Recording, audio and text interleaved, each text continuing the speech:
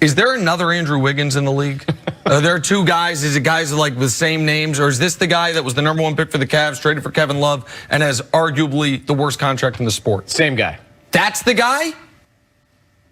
Man, we are light years away from the Warriors being light years ahead of the whole rest of the league. Do you expect him to help Clay and Steph get the Warriors back to contention, dominance, relevance, any of it? No, and listen, Howard, you can tell me I'm wrong, but here's the thing. Nobody thought Andrew Wiggins was good 96 hours ago. Nobody. But then the Warriors trade for him, and it's as if he gets some magic fairy dust sprinkled on his head, and he's going to be a different player. We know who Andrew Wiggins is. Nick Wright, you could not be more Nick wrong on this take you made 2 years ago. I understand the timing that it was, and yeah, maybe Andrew Wiggins' contract didn't look as the way he was playing at the time, but to say he can't defend and that it just to completely disregard the frame and the body this guy has to just be an elite role player as he showed in these finals.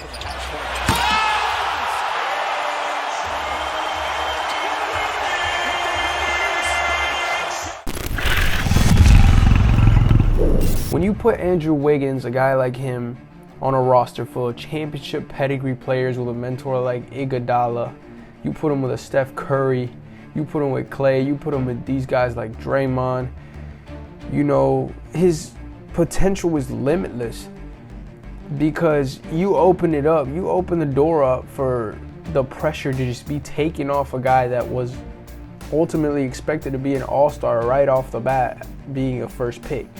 Now, I'm not defending Andrew completely because I do remember at the time when he was in Minnesota, he wasn't doing what was expected of him.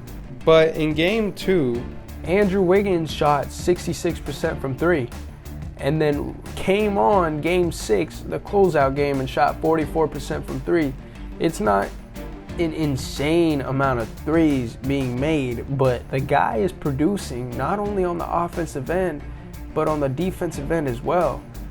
When you look at this guy's rebounding numbers against a team like Boston, with length, with size, with athleticism, a young core like Jaylen Brown, Jason Tatum defending, you look at a team like Boston, and the story at the beginning of these finals were they're too long, they're way too fast, they're too athletic. They were the perfect team. They were honestly the perfect team to beat a team like Golden State that is undersized. You know, they play fast, but these guys can play fast, and it seemed like they could keep up with them. So everyone was like, how is Golden State gonna rebound? How are they gonna defend? That's when the key piece to these finals steps in and takes over. Curry fakes. Smart nearly takes it away. Steph Curry dancing, prancing. 9 to shoot. Curry to his left now is Robert Williams. Curry with a left-hand dribble. Curry with a floater from the high post. Buries it. Steph Curry putting the Warriors up 3.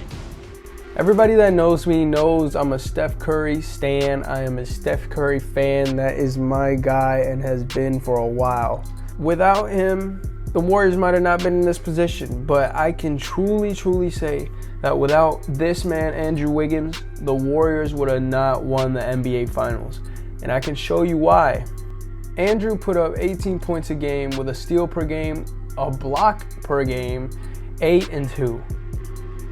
Andrew was the leading rebounder for Golden State.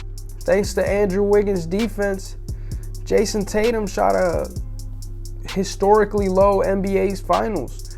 Jason Tatum was shooting 34% from the field in the finals, the lowest by any player in 20 attempts per game in the finals ever. So he's shooting up shots, putting 20 plus shots up a game. Call him superstar status, and I'm not saying that Jason Tatum doesn't deserve it, because we're gonna touch on Jason in a minute and his playoff run. But he didn't play up to the potential that he should have played to. And that was mostly due to Andrew Wiggins' defense on the defensive end. Jason Tatum and Jaylen Brown's dynamic duo was doing just great and dominating every East team in the conference. What I will say is, even though Jaylen Brown and Jason Tatum are really good players, you can still see the lack of experience when they play. The turnover ratio was something that they'll really have to cut down, because if they don't cut that down, 3 almost 4 turnovers a game is not going to do it against a winning team. And Jason Tatum averaged 4 turnovers a game in the whole postseason. And that kind of stuff adds up. You got your 2 stars that average 4 turnovers a game, the other one averages 3, and you just can't have that. You can't have that, especially from a superstar caliber player like Jaylen Brown, like Jason Tatum. And we do a lot of comparing Jason Tatum to KD. KD is an all-time great, and I'm not saying Jason Tatum is not deserving. It's just not what he showed in these NBA Finals. The Golden State Warriors had 6 players on the roster that had absolutely no playoff experience. They didn't know what it was like, but I can say that everyone that got playing time adjusted really, really well. When the Warriors let go of D'Lo, it was honestly the best move they could do. And I don't know if they could have picked a better fit. Andrew Wiggins, he's a humble guy. He comes in right away to impact games in ways that the Warriors need the game to be impacted. He basically had that position that Iguodala had in the 2015 Finals. Steph running with Wiggins. Thompson kicks it out. Good look, Wiggins. Again! You can't hang around Steph Curry and Klay Thompson and not improve your shooting. Let's talk about the Finals MVP in 2015. Now, we all know Iguodala won that Finals MVP, and I remember watching that back then and thinking to myself, wow, Iggy really deserves this MVP.